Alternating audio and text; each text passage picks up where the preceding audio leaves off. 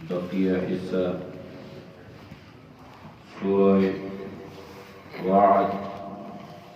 سورہ ابراہیم اور سورہ حجر تلاوت کی۔ سورہ یوسف میں یہ پوری سورت جو ہے یہ جناب نبی کریم صلی اللہ علیہ وسلم کی نبوت رسالت پر ایک دلیل ہے۔ اس لیے اس زمانے میں تورات اور انجیل جاننے والے لوگ یعنی یہودی اور نصارہ اس واقعے کو اچھی طریقے سے سمجھتے تھے اور جانتے تھے۔ اب ظاہری بات ہے نبی علیہ السلام نے کسی انسان سے، نہ کسی یہودی عالم سے اور نہ کسی عیسائی راہب سے کبھی انجیل، نہ کبھی تورات اور نہ کبھی زبور پڑھی، اور اس بات کے وہ لوگ خود گواہ بھی تھے کہ ہم نے کبھی آپ صلی اللہ علیہ وسلم کو کسی سے پڑھتے یا کسی سے سیکھتے نہیں دیکھا۔ اور اللہ کے نبی نے خود فرمایا کہ انما بعثت معلما، اللہ نے مجھے خود معلم بنا کر بھیجا۔ تو جب یہ سورت نازل ہوئی تو نبی علیہ السلام نے اس کی تلاوت فرمائی، تو وہ لوگ اس پہ بہت حیران ہوئے کہ آپ نے کسی سے پڑھا لکھا تو ہے نہیں ہے، اور کسی یہودی عالم کے پاس یا کسی راہب کے پاس آپ گئے بھی نہیں ہیں، اور اتنے تسلسل کے ساتھ آپ نے اس بات کو بیان کر دیا کہ ان لوگوں کی عقل دنگ رہ گئی۔ لہذا انہیں اس بات سے آگاہ کیا گیا کہ جو واقعہ ہم نے آپ صلی اللہ علیہ وسلم کے ذریعے سے سنایا ہے تو یہ بذریعہ وحی ہے، تو اس بات کو مان لیا جائے کہ جس پر وحی اترتی ہے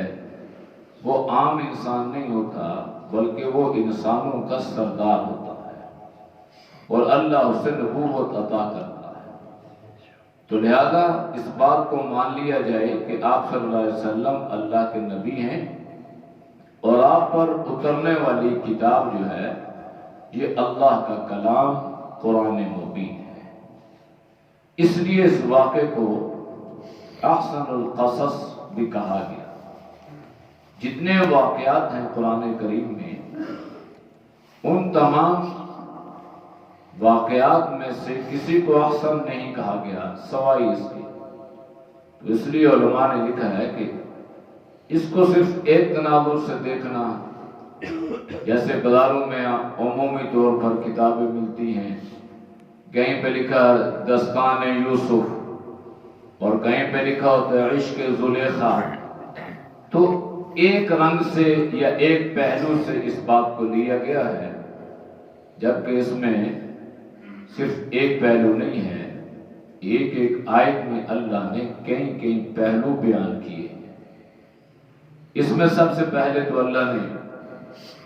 قرآن کریم کے بارے میں بیان کیا، اِنَّا أَنزَلْنَاهُ قُرْآنًا عَرَبِيًّا لَعَلَّكُمْ تَعْقِلُونَ، ہم نے اس قرآن کریم کو عربی زبان میں نازل کیا تاکہ آپ اس کو سمجھ سکو۔ تو جس معاشرے میں اس کا نزول ہوا وہ اہل عرب تھے،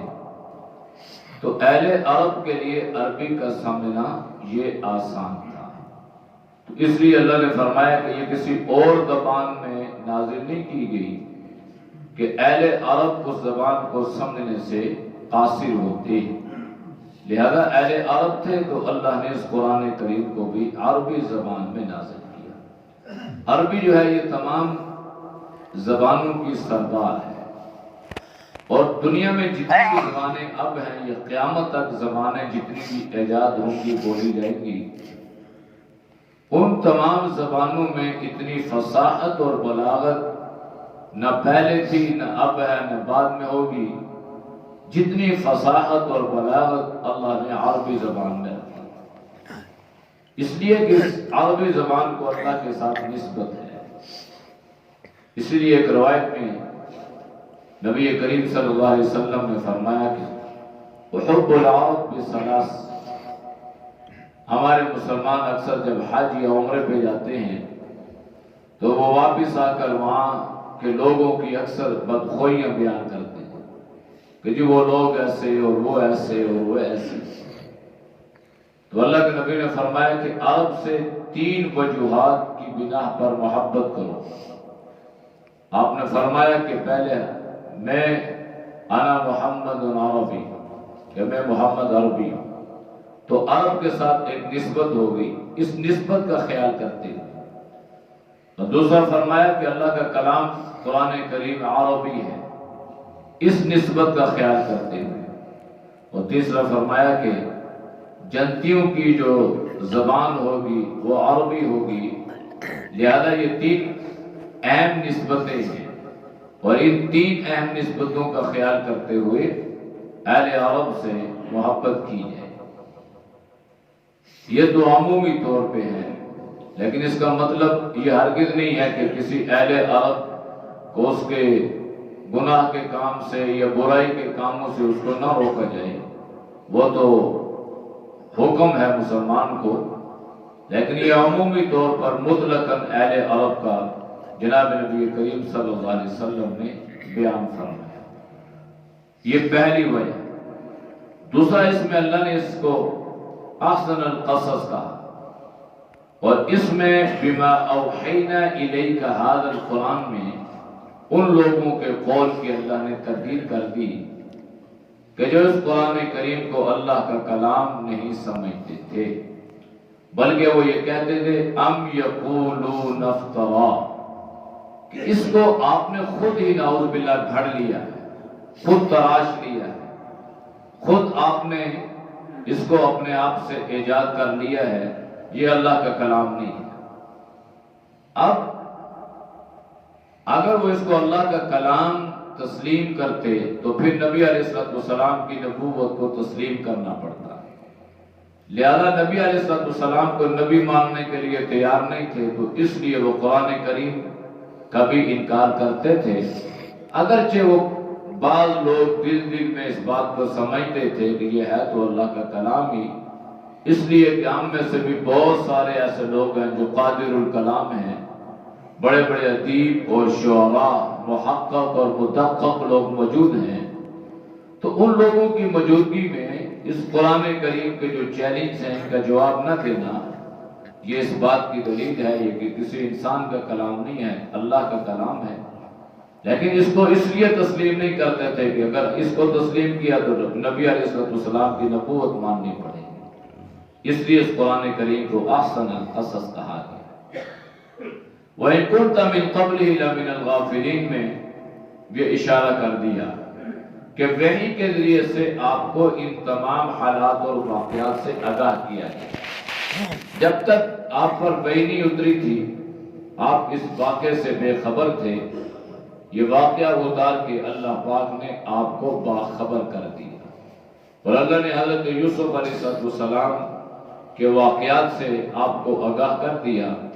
تو یہ آپ کی نبوت، آپ کی صداقت کی ایک دلیل تھی۔ پھر آگے اللہ پاک نے مطلقاً جناب یوسف علیہ السلام کا ذکر کر دیا، اذ قال یوسف لأبیہ یا ابتی انی رأیت 11 کوكبا۔ مفسرین نے لکھا ہے کہ حضرت یعقوب علیہ السلام کی 4 بیویاں تھیں، اور 4 بیویوں سے ایک بیوی سے حضرت یعقوب علیہ السلام کے 6 بیٹے، اور باقی 3 سے 2 بیٹے، اور ان میں 2 حقیقی بھائی تھے، ایک بنیامین تھے اور ایک حضرت یوسف علیہ السلام تھے۔ تو حضرت یوسف علیہ السلام جو تھے، اللہ پاک نے ان کو حسن و جمال بھی بدیت فرمایا تھا، یعنی ایک خاص چیز جو اللہ کسی کو عطا کر دیتا ہے وہ اللہ پاک نے حضرت یوسف علیہ السلام کو عطا فرمائی۔ حسن و جمال بھی ہے اور ذہانت اور فطانت بھی ہے، اور اخلاق کے کریمہ، اگرچہ معصوم بچے ہیں لیکن اللہ جسے نبوت عطا کرتا ہے تو اللہ پاک بچپن ہی سے اس کو اخلاق سکھلاتا ہے اور اللہ گویا براہ راست اس کی تربیت فرماتا ہے۔ تو اس لیے یہ ساری ادائیں جناب یوسف علیہ السلام میں طریق احسن موجود تھی۔ تو اسی بنیاد پہ حضرت یوسف علیہ السلام کے بھائیوں نے حضرت یوسف سے حسد کیا۔ تو حسد جو ہے یہ اتنی بری چیز ہے کہ یہ بھائی کو بھائی سے جدا کر دیتا ہے، اور حسد کی وجہ کیا بنتی ہے کہ انسان اللہ کی تقسیم پہ راضی نہیں ہوتا۔ حاسد جو ہے، حسد کرنے والا جو ہے، بنیادی طور پر اللہ کی تقسیم پر راضی نہیں ہوتا، اس لیے کہ کسی کو کوئی نعمت کا مل جانا یہ انسان کے اپنے بس یہ اختیار میں تو نہیں ہوتا، یہ تو اللہ نے اسے یہ نعمت عطا فرمائی ہوتی ہے۔ کسی کو اللہ ذہانت عطا کر دے، کسی کو اللہ خوبصورتی عطا کر دے، حسن و جمال عطا کر دے، کسی کو اللہ دنیا کی کوئی اور نعمت عطا کر دے، تو یہ اللہ کی طرف سے ہے۔ اس میں اللہ نے آپ صلی اللہ علیہ وسلم کو یہ تسلی اور یہ تشفی عطا فرمائی ہے کہ جس طرح حضرت یوسف علیہ السلام کے ساتھ حسد کرنے والے ان کے حقیقی بھائی تھے، انہوں نے حضرت یوسف علیہ السلام کو پریشان کیا، لیکن جناب یوسف علیہ السلام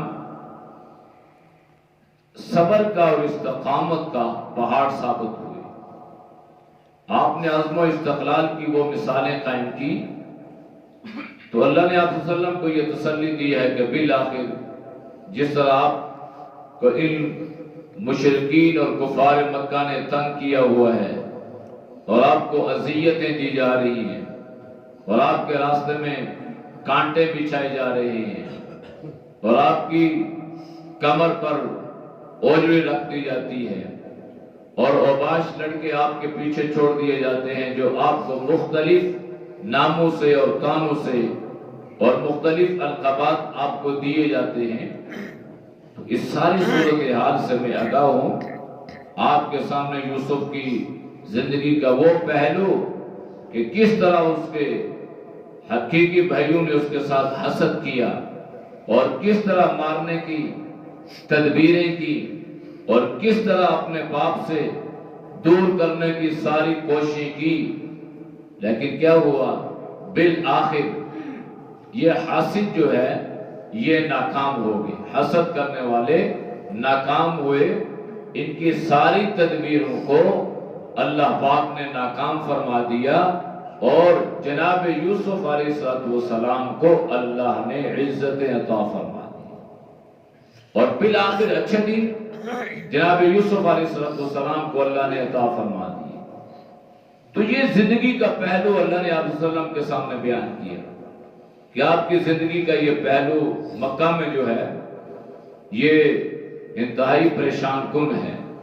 اور یہ ساری چیزیں اللہ کے سامنے تھی۔ تو اللہ نے اس سورت کے ذریعے سے نبی علیہ السلام کو یہ اطمینان دلایا کہ بالآخر اللہ پاک آپ کو ان سارے مصائب سے،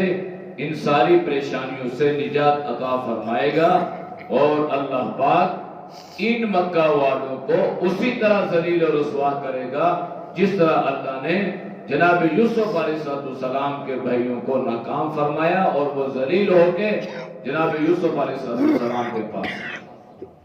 پھر وہ وقت آیا کہ جب اللہ کے نبی نے ہجرت فرمائی تو آپ نے مکہ کو بڑی حسرت کی نگاہوں سے دیکھا اور آپ نے بیت اللہ کو مخاطب کر کے فرمایا تھا اے بیت اللہ کبھی بھی تم سے جدا نہ ہوتا، اللہ کا گھر کبھی بھی نہ چھوڑتا، لیکن کیا کروں مکہ والوں نے زمین میرے لیے تنگ کر دی، میرا چھینا دوبر کر دیا، اور یہاں ایمان لانے والوں کے لیے انتہائی مصیبتیں اور پریشانیاں کھڑی کر دی گئیں، تو اس لیے نہ چاہتے ہوئے بھی بیت اللہ کو اللہ کے نبی نے چھوڑا۔ مفسرین نے لکھا ہے کہ جب تک بیت اللہ نبی علیہ السلام کی آنکھوں کے سامنے تو آپ 2 قدم چلتے تو آپ واپس بیت اللہ کی طرف نظریں اٹھا کر کے دیکھتے اور بار بار آپ یہی الفاظ دہراتے، لیکن جب آپ مکہ میں گئے تو اللہ پاک نے وہاں پر آپ کے لیے آسانیاں پیدا کرنا شروع کر دی، اور وہ وقت آیا کہ آپ پھر مکہ میں اسی اپنے وطن میں آپ داخل ہوئے، اور ایک فاتح کی حیثیت سے اللہ پاک نے آپ کو مکہ میں داخل فرمایا۔ اور یہ مکہ والے جو لوگ آپ کو تنگ کر رہے تھے اور جو انتہائی ظلم کی داستانیں قائم کر رہے تھے، آج وہ وقت تھا کہ یہ مکہ والے جو ہے یہ منہ چھپاتے پھر رہے ہیں، اور یہ خوف ان پہ مسلط ہے کہ پتہ نہیں آج ہم سے کس طرح کا انتقام لیا جائے گا، اور ایک ایک کر کے ہم سے بدلے لیے جائیں گے۔ نبی علیہ السلام نے عجیب جملہ فرمایا، آپ نے فرمایا کہ تمہاری یہ جو حیثیت ہے اور ابھی جو تمہاری کیفیت ہے، یہ میں محسوس کر رہا ہوں کہ تم لوگ یہ سوچ رہے ہو کہ پتہ نہیں آج کیسا انتقام اور کیسا بدلہ لیا جائے گا، لیکن آج آپ پر کسی قسم کی کوئی ملامت نہیں ہے۔ میں آپ کے لیے کوئی ایسا جملہ نہیں کہتا، بلکہ میں آپ کے لیے وہی کہوں گا جو میرے بھائی یوسف نے اپنے بھائیوں سے کہے تھے، لا تثریب علیکم اليوم۔ تو یوسف علیہ السلام کے بھائی جب آئے تھے، جب پہچان لیا، قال انا یوسف وهذا اخی قد من اللہ علینا، یوسف علیہ السلام نے فرمایا میں یوسف، یہ میرا بھائی، اللہ نے ہمارے اوپر احسان کیا۔ آپ نے تو کوئی اور منصوبہ بنایا تھا، آپ نے تو کنویں میں کوئی اور سمجھ کے مجھے ڈال دیا تھا کہ یا تو یہاں پہ مر جائے گا، یا تو کوئی اس کو بھیڑیا کھا جائے گا، یا یہاں سے یہ کوئی اس کو لے جائے گا، لیکن جو اللہ کرتا ہے انسان کی ساری تدبیریں وہاں جا کر ناکام ہو جاتی ہیں، وہی تدبیر کارگر ہوتی ہے جو اللہ چاہتا ہے۔ تو اس میں اللہ نے آپ صلی اللہ علیہ وسلم کو پورے واقعے میں یہ تسلی، تشفی، اطمینان دلایا ہے، اور ہمیں اللہ نے یہ درس دیا ہے کہ زندگی کو صبر کے ساتھ، استقلال کے ساتھ گزارو۔ اس میں تمہارے اوپر پریشانیاں بھی آئیں گی، اس میں مشکلات بھی آئیں گی، کھٹن راستے بھی آئیں گے، سفر و حضر میں تمہاری زندگی بھی گزرے گی، لیکن تم صبر کا دامن کبھی نہ چھوڑنا، استقلال کو کبھی نہ چھوڑنا۔ وقت آئے گا کہ اللہ پاک ان مشکلات کے بعد تمہارے لیے آسانیاں پیدا کر دے گا، جس طرح اللہ پاک نے حضرت یوسف علیہ السلام کے لیے بھی اور حضرت یعقوب علیہ السلام کے لیے بھی پریشانیوں کے بعد اللہ پاک نے آسانیاں پیدا کر دی۔ تو قرآن کریم میں اللہ نے ہمیں فَإِنَّ مَعَ الْعُسْرِ يُسْرًا إِنَّ مَعَ الْعُسْرِ يُسْرًا، یہ اللہ کا وعدہ ہے کہ اللہ پاک نے تمہارے لیے عسرت کے بعد یسرت، یعنی تنگی کے بعد اللہ نے تمہارے لیے آسانی لکھی ہے۔ اور مفسرین نے لکھا ہے کہ یہاں پہ اللہ پاک نے فَإِنَّ مَعَ الْعُسْرِ يُسْرًا إِنَّ مَعَ الْعُسْرِ يُسْرًا میں اس چیز کو گرامر کے اعتبار سے بیان کیا گیا ہے کہ اللہ نے یہ وعدہ کیا ہے کہ اللہ پاک ایک تنگی کے بعد تمہارے لیے 2 آسانیاں پیدا فرمائے گا۔ تو یہ دنیا جو ہے اسی چیز کا نام ہے۔ آگے جو ہے صورت ہے، اس سورہ یوسف کا مطالعہ کرنے کی بڑی ضرورت ہے۔ اس میں بہت سارے سیاسی اعتبار سے بھی اور معاشی اعتبار سے بھی کئی پہلو جو ہے انسان کے سامنے آتے ہیں کہ گھر کا نظام چلانا ہے، اپنی معاشی زندگی کو بہتر بنانا ہے تو اس کے لیے کیسے پہلو اختیار کیے جائیں کہ ہم جو ہے سوال کرنے سے بچ جائیں یا غربت سے بچ جائیں یا معاشی طور پر ہم بہتر رہیں بجائے یہ کہ ہم دوسرے لوگوں کی طرف دیکھ کریں. تو یہ اس صورت سے ان باتوں کو اخذ کیا جا سکتا ہے. اگلی جو صورتیں ہیں یہ بھی مکی صورتیں ہیں. ان صورتوں میں بھی اللہ پاک نے جناب نبی کریم صلی اللہ علیہ وسلم کی رسالت کو بیان کیا اور قرآن کریم کی صداقت کو بیان کیا. نبی علیہ السلام اور قرآن کریم پہ لگائے گئے اعتراضات کا اللہ نے تفصیلی جواب دیا. اللہ سے دعا ہے کہ اللہ ہم سب کو قرآن کریم سیکھنے اور سکھانے کی توفیق عطا فرمائے.